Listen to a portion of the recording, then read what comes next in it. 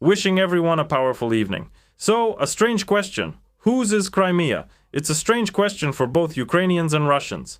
Suddenly it appeared on the horizon again. The thing is, it turns out that while all this mess is going on, even before the war, for 10 years the issue of Crimea was being considered in the Hague court. Whose is it? And suddenly they made a decision, and it's quite interesting. Let's take a look before we begin. Before we start, I suggest you subscribe to this channel if you haven't yet, so you can get interesting news firsthand. Well, let's go take a look. Russia and Ukraine have been in court in The Hague for 10 years over their rights to the waters around Crimea. As a result, the court made a decision that Moscow has already called a failure of the effort to dispute Russia's sovereignty over the peninsula. What's going on there? On June 15, the Permanent Court of Arbitration in The Hague announced its decision in the arbitration proceedings between Russia and Ukraine over coastal state rights, which lasted a whole 10 years, in the Kerch Strait, the Sea of Azov, and the waters of the Black Sea around Crimea. Ukraine filed a lawsuit asking the court to recognize Russia as guilty of violating the UN Convention on the Law of the Sea and to require it to pay compensation. But it was not possible to achieve a clear decision from the arbitration. What was the dispute about in general? Back in 2016, Ukraine submitted the dispute to an arbitration tribunal. This happened after Russia introduced a number of regulations applied to the annexed territory. Ukraine requested the following to be resolved.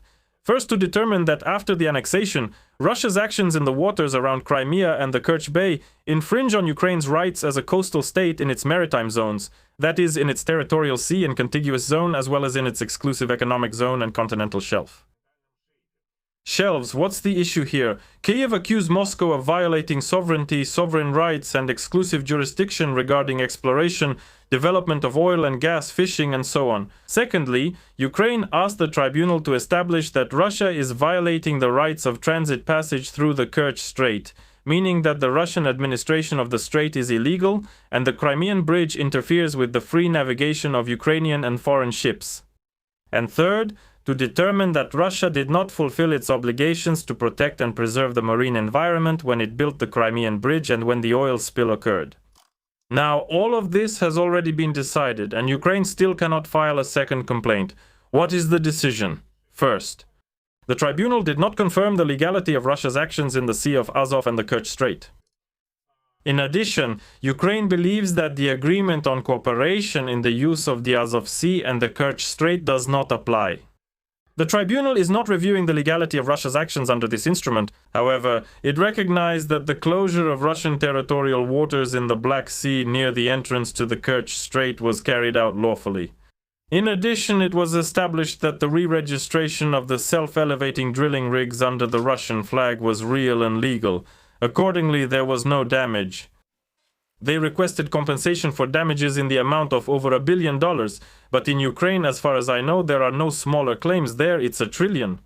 There, it's $1 billion. There, it's $30 billion. In general, somewhere, yes, it will work out. Then, regarding the conclusions supporting Ukraine's position, they are also present in this decision. First, this tribunal did decide that Russia violated its obligations to protect the marine environment. That's the third point, what Ukraine asked the tribunal to establish.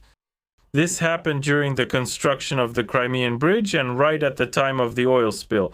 But the tribunal also did not satisfy Kyiv's demands for compensation.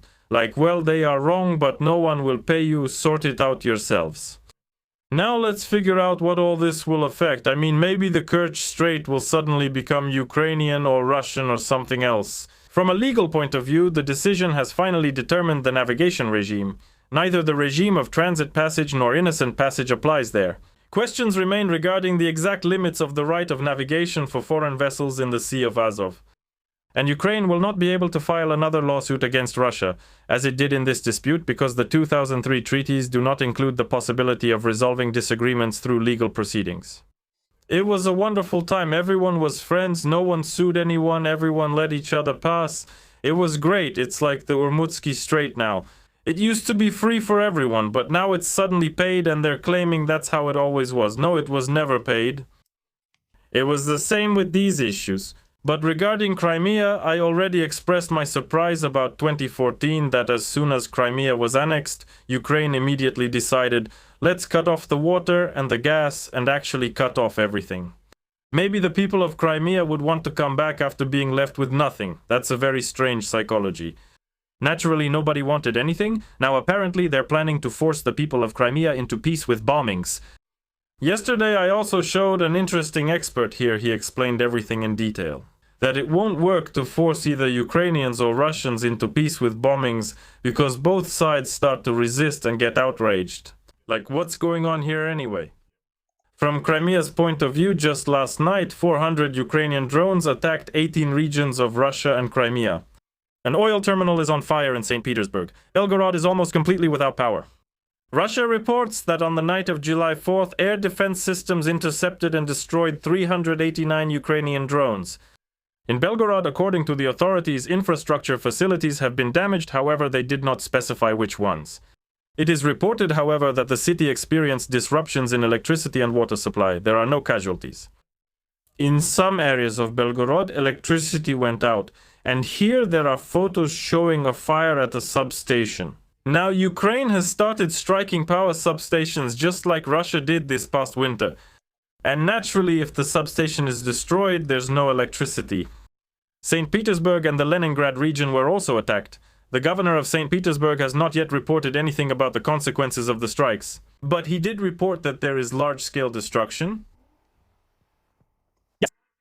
These are the consequences of the strike. Here, eyewitnesses are posting footage from St. Petersburg showing a fire at an industrial facility after the Ukrainian night attack. Well, we can see traces of the fire. Basically, smoke here, smoke there. A lot has happened. Here, they're obviously trying to shoot down a drone with a machine gun, apparently, but it crashes into the oil terminal and then it catches fire badly. And here, another strike is also shown. Continuation. And then there's a major fire. At the moment, it's unknown whether there's a decision about firefighting. That is, whether this issue has been resolved, whether the fire has been extinguished, it's still unclear. The oil terminal is located in close proximity to the large port of Petersburg. It is used for transferring oil and petroleum products between rail, pipeline, and sea transport. But let's move on. This is the detailed information available regarding that very refinery in St. Petersburg. They attacked right here. It shows the exact location, and there's also a video.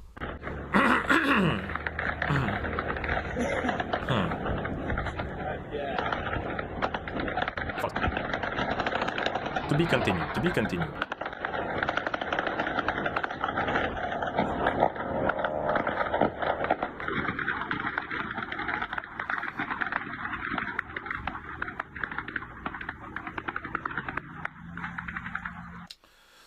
Well, all these videos are a bit monotonous, obviously. There's also some more information about that very Kostiantynivka I was talking about yesterday. Zelensky refused to believe me that it was captured by the Russians and made the following statement. This is all very strange, really. A very strange statement, but lately that's all we've been getting, so let's see what's happening. In short, Zelensky called the Russian Federation's claim of the complete capture of Kostiantynivka a lie. And he suggested that Putin meet him in this city. I even find it hard to comment on this. Well, I mean, not captured, it is captured, and he will meet with Putin in a city that is under shelling. I don't quite understand what's happening or why Zelensky is suggesting this. Well, apparently, so that later he can say, aha, he won't meet with me, so let's meet with Putin on the top of Kilimanjaro, or let's climb a tower crane, or something else. Let's climb the Empire State Building. He'll meet, let it be with Zelensky, but he'll also say, well, he's afraid, like Zelensky says, Putin is afraid to meet with me in person. Well, when you suggest such strange places, even your best friend is unlikely to go there, not to mention any diplomatic corps. In short, something strange is happening, but Zelensky called Russia's statement that its troops have completely captured the city of Kostiantynivka in the Donetsk region a lie.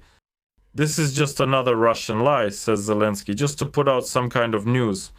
In his opinion, Vladimir Putin decided to lie to President Donald Trump on the eve of US Independence Day. Well, here the question also arises. Doesn't President Donald Trump have his own sources of information? And is he unable to separate the wheat from the chaff? Or what? This is extremely strange in general, says Zelensky. If Kostiantynivka is now under Russian control, then perhaps Putin won't have a problem. to meet with me there and find diplomatic solutions to finally end the war. But still, he won't cross the front line. The reality is very different from what Putin says. Well, there are just no words. Honestly, to comment on this again, there are just no words. It's extremely strange, but there is a certain journalist who says the following. What about our side? And this actually fits into that 40-day plan, let's say, of forcing Russia into a real negotiation process, which Ukraine, let's say, is expecting, waiting for, or counting on. And if all the actions are carried out correctly, it could start there at the beginning of autumn. Basically, to make it in time before Putin, most likely, announces the next stage of mobilization. He plans to do this after the State Duma elections. Actually, our intelligence has already reported on this. So in order to actually have time to sit down at the negotiating table and reach an agreement to freeze the war along the line of demarcation in the fall, that's what our side is aiming for, and it fits into the plan. This is a journalist, a little nervous, sitting there all tense, even though she has flashy nails and all that, but she's really sitting there worried and talking. Next, Ukraine is hoping to freeze the war along the front line. So during these 40 days which Zelensky has chosen as a project to force Russia into a peaceful life, that also sounds, again, very strange. I mean, why didn't they try to force them in previous years? Why 40 days now? Why not 9? Why not 90? Why not 3 years? Why not a century? It's all very strange. Besides that, the journalist speaks with authority, saying that Putin will supposedly carry out mobilization in Russia, that it's already decided he'll conduct mobilization in the fall, and that's it.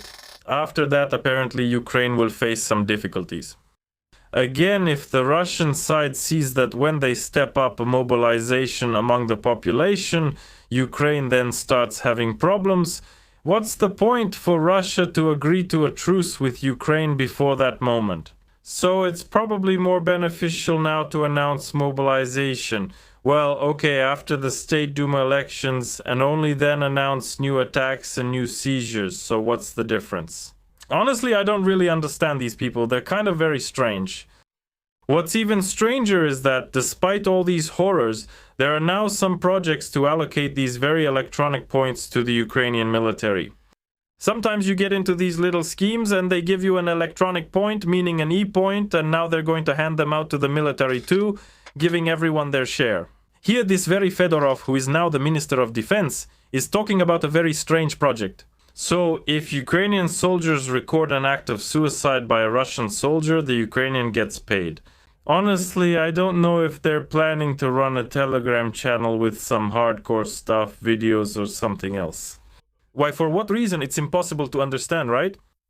In the near future, we will launch new directions for which we will pay E-points. Do you see?